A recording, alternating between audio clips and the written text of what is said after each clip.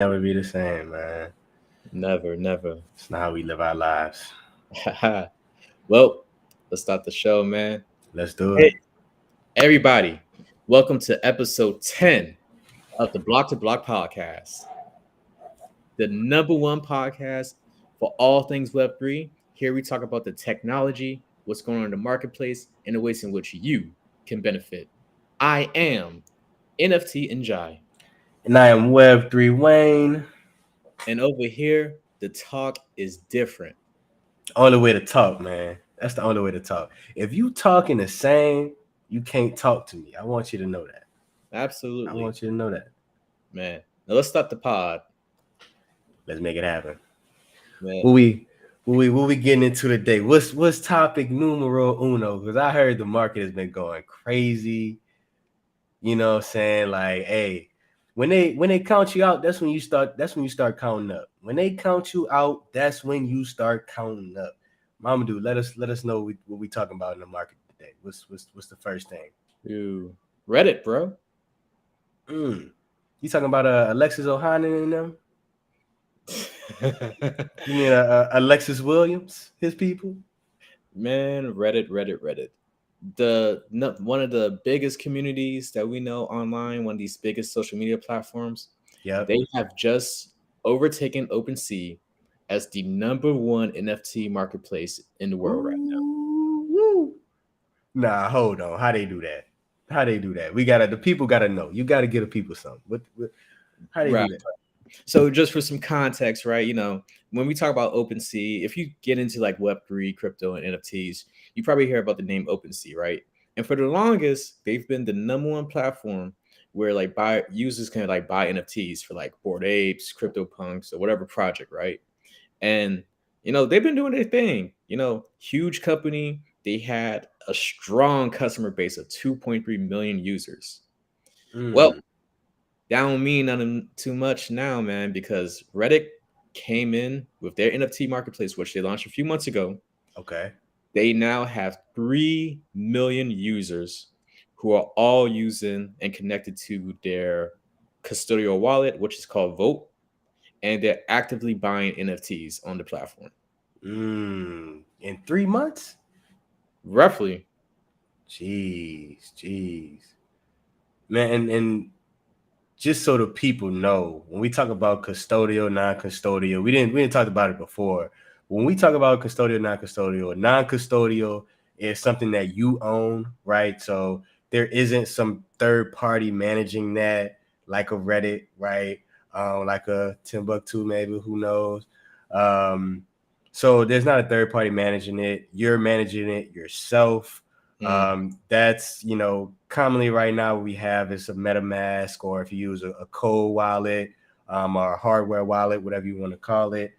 Those are non-custodial wallets.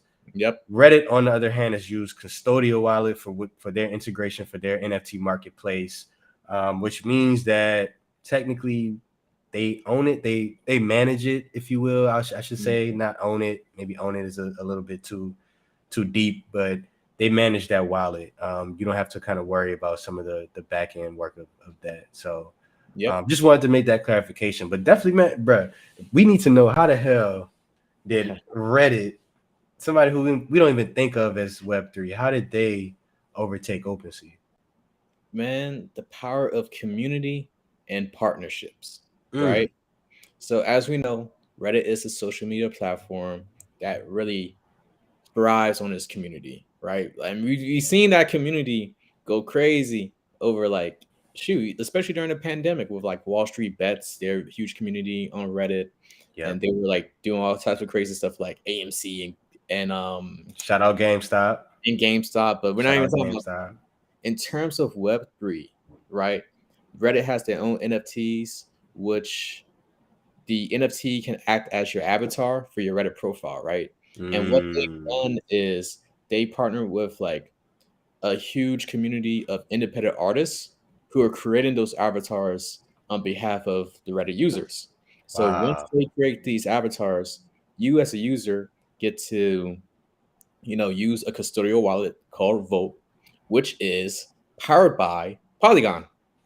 Once Ain't again, no way. Ain't since no way. man, we've been talking about Polygon, and they've We been have. doing all of these crazy and really instrumental partnerships. So we're looking at like just the community, right? Like Reddit is already known for having a very strong and active and engaged community. Then they're Right. partnering with independent artists. They're partnering with Polygon to ensure that the technology aspect of the NFT marketplace is taken care of. Mm. And it's been going crazy, in terms of just the independent artists. They've made collectively over $60,000 in terms of just the royalties, like those Wow. secondary sales, right? Wow. That's huge. That's huge. And It's more. remember, this is like in a few months time span, like 3 months roughly. Mm. So that That's entire huge. community, yeah, it's very huge, right? And what else is like Reddit is not stopping here. They've partnered with FTX, which is one of the largest crypto exchanges as well, to unveil their community points system, right? Where essentially, as a Reddit user, you have your avatar with the NFTs, and then these community points just really indicate like how active you are in that community. It's sort of like a reward system. And it's Yeah. like a badge of honor as well, in which you can stand out in the crowd. So overall, they really tapped into their core strength, which is like the community engagement, and they partnered with the right individuals. Polygon, one of the biggest layer 2 solutions for Ethereum right now, which is doing amazing things. Like watch episode 1, watch the last couple of episodes. They're partnering with like folks like Starbucks for their NFT projects. They're partnering with Robinhood for their own custodial wallets, right? So Polygon's doing amazing things right now. And I mean, heck, they're even partnering with D Timbuktu, because that's what we're building our NFT marketplace upon too, right? It's Yep. Polygon. Yep. And FTX, like a huge crypto exchange, man. Reddit is the reason why Reddit is number one at this moment. Right. Right. No, for sure, man. Another thing that I get from this as well is Reddit started by meeting people where they were, right? They Mhm. they didn't try to overcomplicate the process. They Right. didn't try to, out, out OpenSea, if you will, out Mhm. Magic Eden, whoever, right? They didn't try to outdo them. They said, this is what we're good at. This is what people understand. Yep. Let's bring Web3 to them. And I find that very powerful. Um, man, that's just great to see that these Web2 companies are bringing it to the people, right? They're not trying to overdo things, and they're onboarding more people. I mean, at the end of the day, that's 3 million people that are now into Web3 and probably don't even know it, right? And but Exactly. it changes the conversation when you talk to people. It And legitimizes the space. You're oh, for bringing on more sure. people.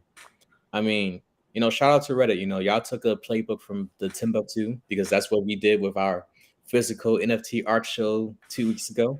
We're Yep. bringing this technology to the people because this Yep. space is very, fast moving. It's still really new, and that's our job, right? That's why we're doing the podcast. We want to demystify this entire space, Absolutely. and So yeah. yeah, I mean, Reddit, whenever y'all ready to make those avatars come to life, shoot, y'all already know I'm shameless plug. You know what I'm saying? That's gonna be my next name, shameless plug.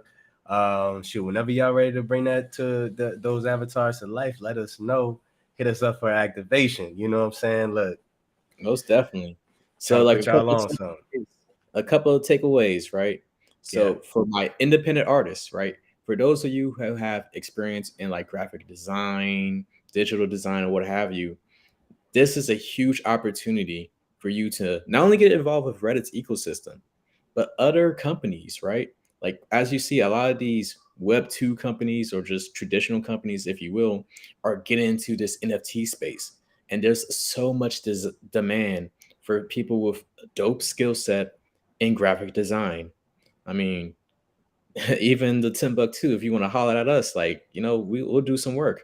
But there's like a great opportunity. So if you have graphic design skills, now's the time to really look into how you can do those for NFT projects.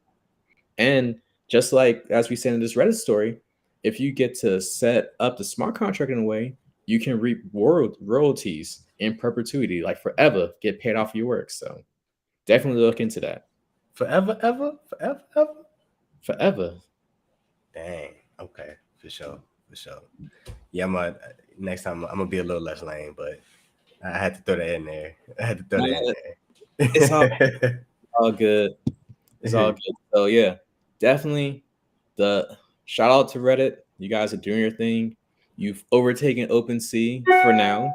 Congratulations, for sure. But with business, man, like you always gotta stay on your toes because somebody with a physical NFT marketplace might come for that #1 spot. Might creep up on you. You don't even know what happened to you. Yeah. Don't even know They what might happened to have you. a dope podcast, and you know what I mean?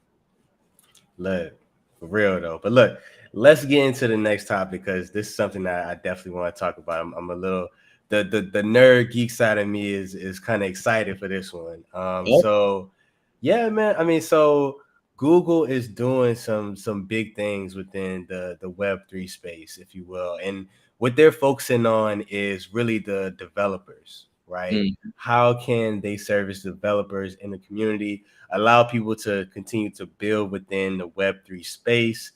So Google has announced a cloud-based node engine service for Ethereum developers and projects, right? And so with that, what they'll do with that project or with that cloud-based node engine is allow customers to automatically maintain and monitor their nodes, right? So just kind of let me take a step back right quick, right? So blockchains, which function as decentralized databases, right? They include transaction data that is permanently saved and encrypted, right? And that's distributed, right, or decentralized as we call it, right? It's distributed to give it the decentralization of Web3, which we talk about, right? No one owns it. Exactly. Everybody owns it, if you will. Everybody is able to view it. Everybody that has a node is able to view that ledger, that database, right? And so a node, which can be a computer, a laptop, a server, that houses the complete copy of the blockchain's transaction history and serves as the system's governing infrastructure rather than relying on a central database, right? So we were just talking about, the custodial centralization, things like that. But within Web3, the big thing is that database that houses the information is not secret, it's not hidden behind some wall that is a corporation. It is open for the public, if you will, quote unquote. And so what they're doing with this is making it easier for people to set up and access those nodes. So right now, the way that it works is for you to get a node, it is time consuming. You have to if you want to create a new blockchain, is going to be some security concerns, and you'll be worried about if you're developing out this blockchain, is it going to be secure? And also you have to manage those operations. So Google is offering 3 value propositions with a 3 pillar, if you will, value propositions, right? So streamline provisioning, so it's easier for you to set up and deploy that node. Secure development. So of course, Google has its suite of security tools, including virtual private cloud firewall, things like that can and Cloud Armor, which can allow for those developers to set up their nodes securely and make sure that only trusted machines are accessing their nodes, and allowing for them to securely develop out their platforms. And lastly, managing those operations, right? And so this is huge because this is what in terms of Web3 I think is going to really bust the door wide open when it comes to blockchains, right? When it comes to people developing and building on those blockchains, those dApps, those decentralized applications, the DeFi, decentralized finance applications, like all of these things. There was some level of some level that you had to hurdle you had to jump over for you to start building within the space. And I think what Google is doing and trying to do is open it up for more people to come into the space, more developers to come into the space and do a little bit more. Now, what I will say is I think the question that is still up up in air is, what does this mean in terms of decentralization, right? Does Yeah. this further decentralization, or because again, at the end of the day, it's a cloud-based solution where we talked about it in episode 1 or 2 about how Hetzner, which was the cloud-based solution, had kicked Bitcoin and Ethereum off of their cloud services, right? So there's still some level of centralization and control that these bigger companies have. Does this play into that? Right. I think that's the question that's to be seen. We don't have those answers right now, but that's something that we're going to be keeping an eye on, is what does this mean in terms of centralization, decentralization? What does this mean for Web3? More on that side of like being cautious. But I would say I'm cautiously optimistic. What you think, Mamadou? I think I'm cautiously optimistic about it. I would say so too. Like my initial thoughts in terms of like the whole matter of centralization versus decentralization. At the end of the day, these companies like AWS for Amazon Web Services, Google, even Microsoft, because they're huge in the cloud computing aspect too. Like at the end of the day, they have the bread, they have the capital, they have the resources, they can really build out this infrastructure, right? Right. So no matter what space you're in, like the big dogs are going to come through and they're going to make a mark. However, that doesn't mean that you can't play a part in it, right? So I believe it was episode 2 when we talked about Hessler and Ethereum. One opportunity in general is like for those with like smaller companies that does like cloud computing. Like this is a time for you to like get into the space. And like what's dope and a good takeaway as well is like Google is focusing on that niche, right? They're focusing on servicing developers. And that's one big thing I want all of the viewers here to take away is the fact that, even though we say, oh, this is Web3, it's the new version of the internet, blase, blase, a lot of the same skill sets and the resources that we have in quote unquote Web 2 need to transfer over to Web 3. So Yeah. like if you can play a part in terms of like building out the infrastructure, providing services such as like as we just mentioned, like the independent artists, what have you, you can really make a mark within this space. So overall, I am cautiously optimistic because yes, it does help in the building out the infrastructure aspect. Yeah. It further validates that this isn't a fad. Like everything regarding blockchain, Web3, NFTs, crypto is definitely here to stay.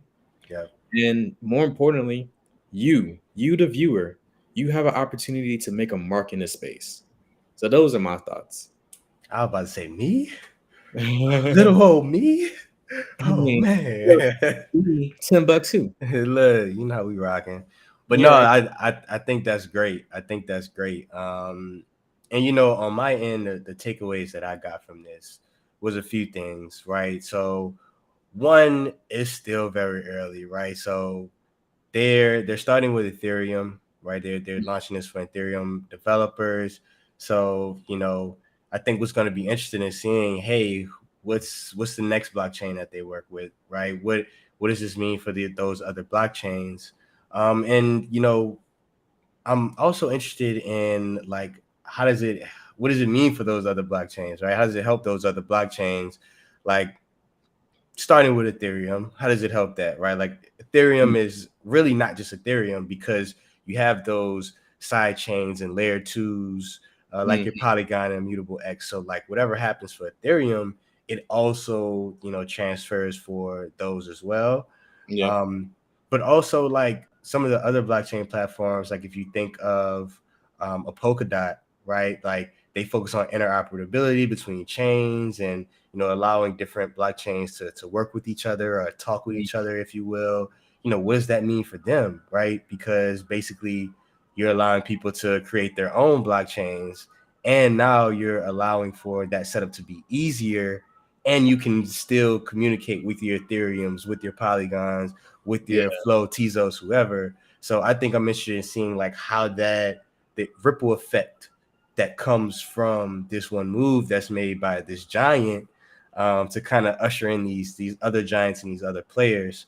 I think that's going to be huge. And lastly, just speaking to like you know, myself, you know, if y'all don't know, I have a product management background. Of course, you know, I'm a techie. So from my standpoint, you know, as somebody who is thinking about Timbuktu and you know, Relink in a, you know, as a whole, and in the our roadmap and what we plan to do, I'm interested to see, you know, that Web3 tech stack. What does that look like, right? Is it some combination of like, you know, you have you're working with the layer 2 Ethereum, which, you know, that's basically Ethereum plus, let's say, using immutable X, Ethereum plus immutable X, but then also, you know, maybe you have your Polkadot, right? You have your own blockchain and you use Polkadot to, you know, call into the immutable X. So like now the tech stack is, you really, Ethereum is the base, right? You have your immutable X layer 2, but you also have Polkadot, which is, so I'm that's kind of where my brain goes, is as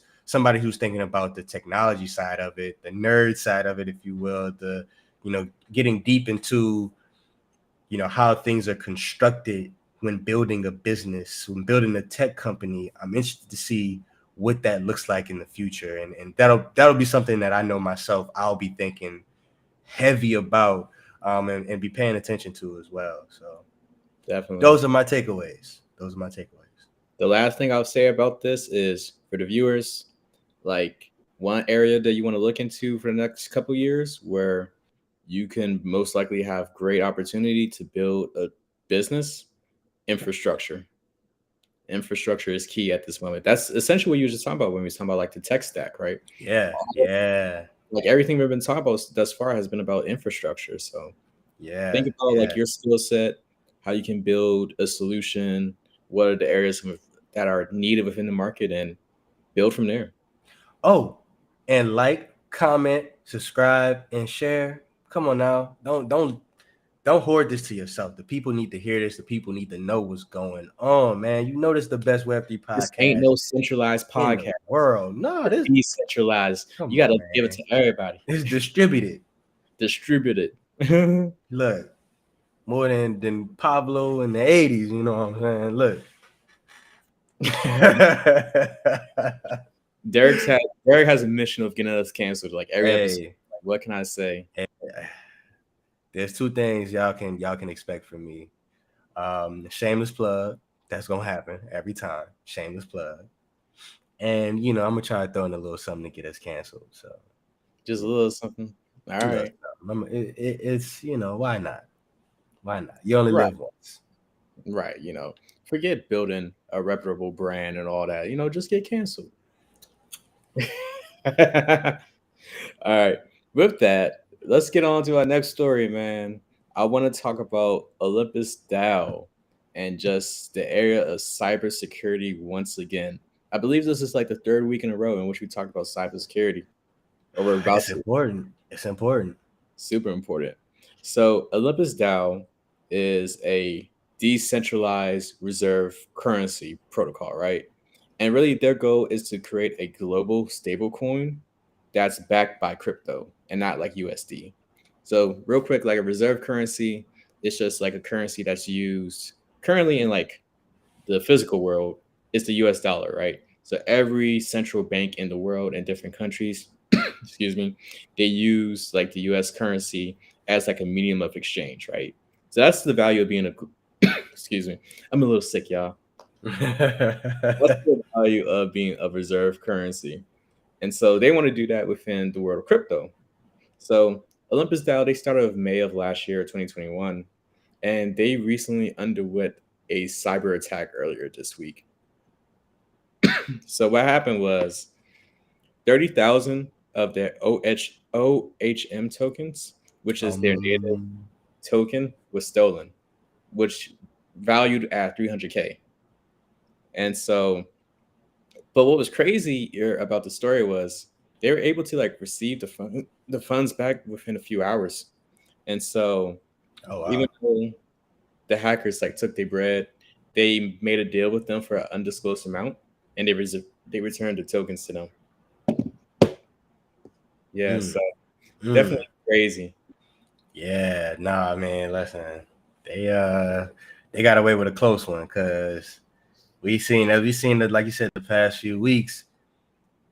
It's not looking pretty for a lot of other people that are dealing with like security and hackers and getting their crypto stolen. So Yeah, absolutely. And so what's interesting too is so Olympus DAO, they specifically have a fund of 3.3 million specifically for like bounties and ransom situations. Because okay, what's been happening a lot in this Web3 world, and usually in the world of cybersecurity, this is kind of common, like ransomware, like oftentimes like hackers will like compromise organizations, steal data, steal money, and say, hey, if you want this back, you gotta pay me $1 million, right? A certain amount. So they yeah. specifically have 3.3 million of their fund specifically for like these type of situations. And Mm, Olympus DAO collectively they have crypto assets of over 260 million. So that yeah, in itself is just an indication of like how cybersecurity is hugely important. In yeah. this year alone, more than $3 billion of crypto assets have been stolen from like all of these exchanges and DAOs, right? Right, Because right. remember, like 2 weeks ago, we just talked about Binance, right? Which is the Yep. number one crypto exchange in the world. They had over half a billion stolen. Jeez. What comes to mind is, the funny thing is that, there's already been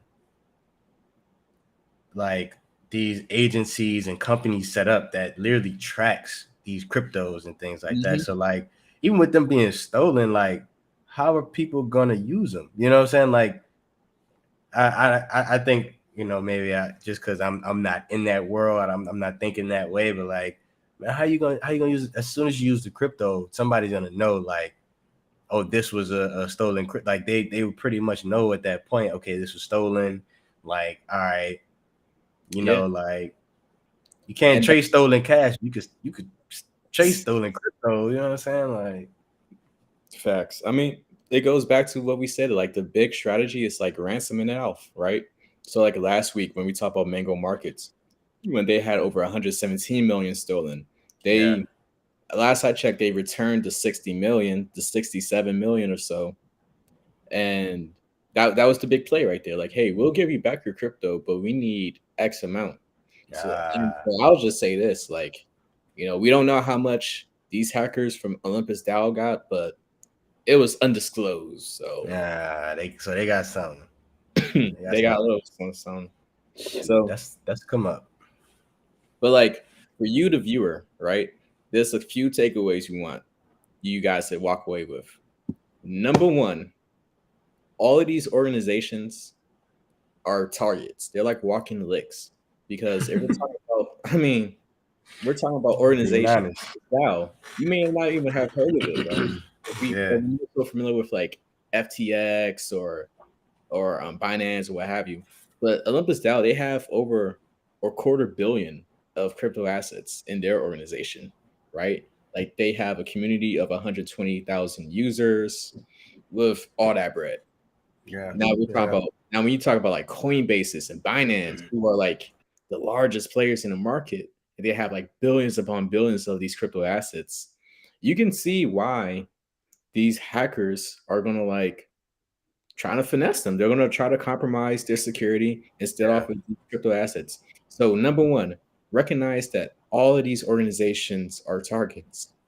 Number two, you Mm-hmm. have to protect your own crypto assets.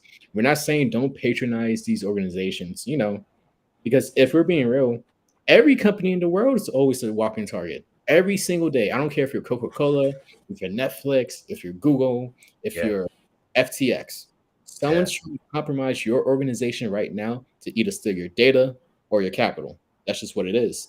yeah. That's real. And Patronize these exchanges, but you got to protect yourself. Have these non custodial wallets and have a hardware or code wallet to protect your crypto assets.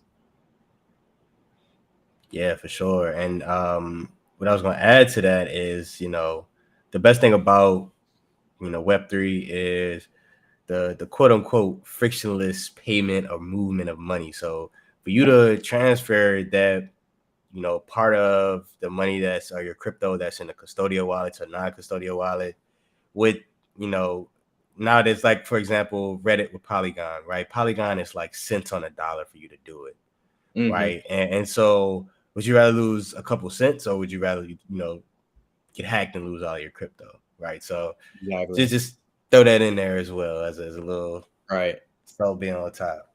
And one strategy too, between like you may have like a non-custodial wallet like a MetaMask, you might keep anywhere from like 10 to 20% of all your crypto there and the rest in a cold wallet, which is not connected to the internet at all, right? And it's like a USB type device which has all of your crypto assets. Now, and the final lesson is I want everybody to take the time to understand social engineering and how hackers really finesse people out of their hard-earned money.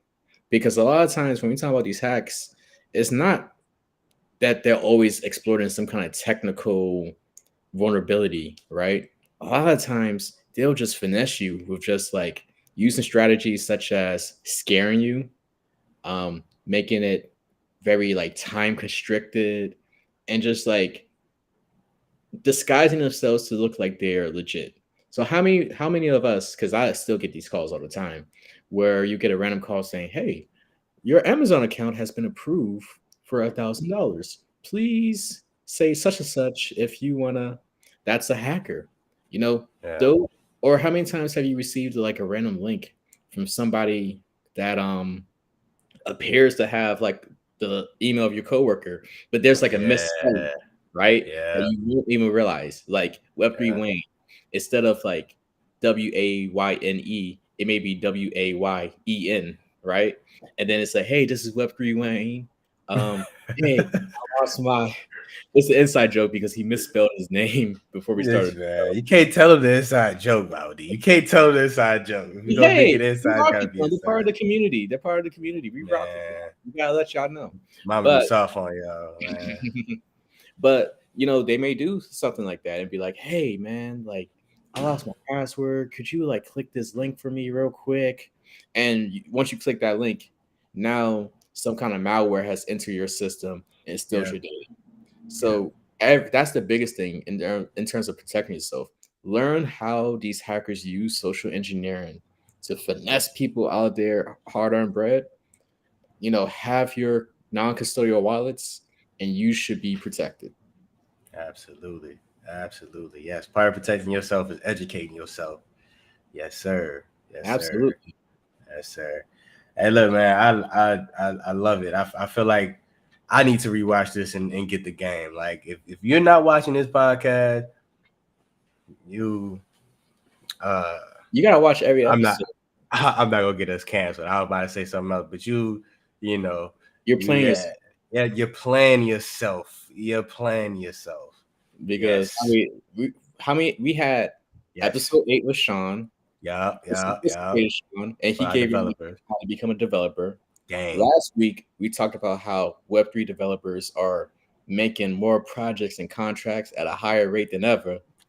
This week we're talking about how Google's creating this node solution specifically for developers. Giving out free game. We man, listen, bro. We can't keep giving them this game like this, man. We can't keep giving these people this game. We got to, because we're for the culture, man. For the culture, for the community, for the commerce. Listen, absolutely. Nah, for sure. Look, I love it. And I'll take that as the opportunity to get us into our quick take, because everywhere you look, everywhere you read, everywhere that you play within the Web 2 world, best believe there's somebody that is looking into Web 3.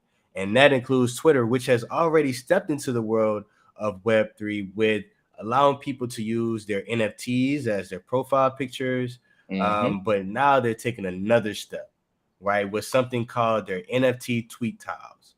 So Twitter is working on a feature that will allow for you to buy and sell NFTs directly through tweets, right? So the NFT tweet tiles will display the artwork and allow users to click through directly to the marketplace, right? Directly from that tweet. So with that, they're starting with 4 marketplaces: Rarible, Magic Eden, Dapper Labs, and Jump.trade.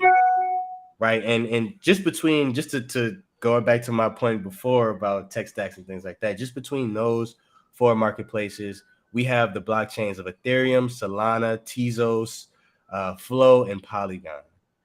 Right. So there's not much information just yet on, when that feature is coming out, what it'll look like, why they chose those 4 marketplaces, but definitely be on the lookout for that upgrade. Definitely make sure you're keeping your finger on the pulse, especially, we got the Elon Twitter situation, coming to its final days. It's definitely going to get real interesting over there at Twitter. Of course, I'm sure they're looking at what Reddit has done and saying, hold on, wait, can we get in on that action too? Because that's a lot of money that's been made. So keep your finger on the pulse. Look at, if you're wondering as you're watching this, how can I use this Web3 thing? How can I, get more into it? Listen, just look at what these other people are doing, with the Starbucks of the world, with the Twitter of the world, with the Reddit of the world is doing, and saying, hey, look, I can do something similar with what I'm doing with my business. And it doesn't have to be complicated. It doesn't have to be, Web3 in nature and what we traditionally think of Web3. It just has to work for you and work for your people, your customers, your community, and your culture. So that's the quick take for the day. Bravo, beautiful quick take. And I like the last piece you said about, and it's something you said at the very beginning of this podcast, right? You got to meet your customers, your community, your followers where they're at, right? They are. If they're super already into Web3, then hey, you can maybe do more of the complicated, convoluted type initiatives. Yep. But if they're like not, then find ways to like bring them into the fold in a manner that's like easy to use, right? And easy to understand. So that'll set you apart. Appreciate you, man. Appreciate you. Yeah, once again, that's the Timbuktu playbook right there. Like I said, we can't keep giving it to them for free, but we love y'all, so we gonna keep doing it. But man. So with tell that, the people about the market, man. Let the people know what's going on in the market, how that money flowing. That I got you. So we're going to do things a little different today because this is the last week of October. So at the end of each week, at the ending week of each month, what we like to do is like look at the market activity from a monthly standpoint and just talk about like some of the lessons we can learn, right? So as of today, the 27th of October, within the last 30 days, we've seen total sales of NFTs of being 231,807 sales, right? So over 230,000 NFTs were sold within this past 30 days. Now, that is lower than what we've seen last month, specifically like a 7.76% drop of total sales. However, the value of those total sales really didn't falter too much. So the total value of these sales was over 143 million within this past month, the past 30 days, which is only a 1.55% drop, less than 2% from last month. So while not as many NFTs are being sold, the value of those NFTs are still staying, which just goes back to what we've been saying since episode 1. You need to package as much value within these NFTs as possible. So going back, like some of the lessons from earlier, right? Reddit, they're partnering with independent artists to create really dope designs. Like maybe you can partner with an artist for your NFT project, right? Like you don't need to have that skill set. And then just figure out like what is it that your community will want and just try to package all that value within that NFT. It doesn't just have to be like digital artwork. It can be like that pass for some kind of future event or just something that really ties into whatever you are doing. So that's definitely something you want to take into consideration as you build out these NFT projects. I also want to talk about like the top 10 NFT collections within the past month. And they're the top 10 in terms of like the trading volume. So how much sales have been occurring during this time period. And so the top 10 are CryptoPunks, Bored Apes, Utter Deed of the Other Side, Mutant Ape Yacht Club, Clone X, Kitara World, Azuki, Genuine Undead, Moonbirds, and Cool Cats. So, one thing that's important to note is all of these collections are built upon the Ethereum blockchain. So, that's also important to note because, yes, there are Mm, so many different blockchain solutions, right? There's your Solanas, there's your Polygons, which is like layer two of Ethereum, there's your Cardanos, your Tezos, what have you. However, Ethereum is still the biggest player when it comes to this, specifically this NFT ecosystem, right? This mhm. DApp ecosystem, decentralized applications. And that's the reason why Google is looking to provide that node solution for Ethereum first, Yeah, because the biggest players, and then move on from there. full circle, full Or circle.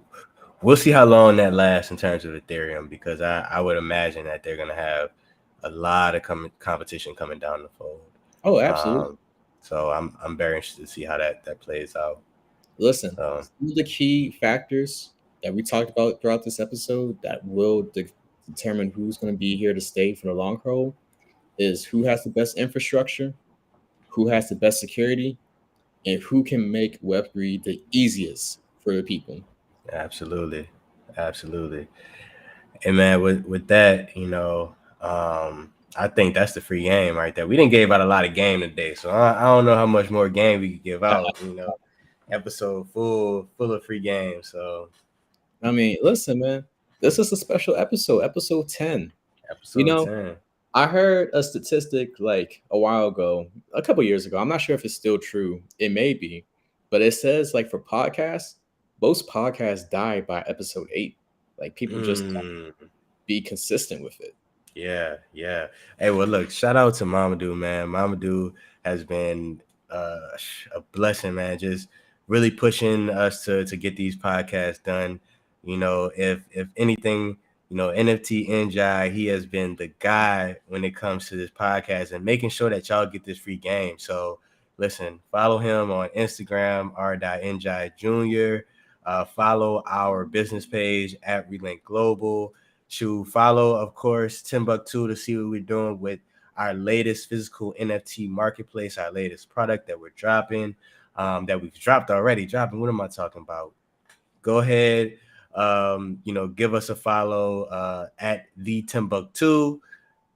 Go ahead, go to the site, thetimbuktu.com, and be on the lookout. We got some special things coming up within the next few months for 2023 and beyond, man. It's going to be a beautiful thing, man. And like I said before at the start, grateful for Mamadou because he is definitely pushing us when it comes to this podcast and giving y'all this free game. So, hey, there it is.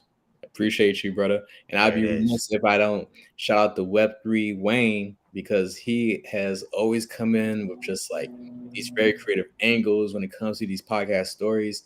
And he's head of product over at the Timbuktu. I'm more of like, I'm the CEO, so I care more about making sure stuff gets done. And then I come with like crazy goals, like, yo, man, every week, including Hey, Thanksgiving. And he's this man is crazy, man. Talking about Thanksgiving.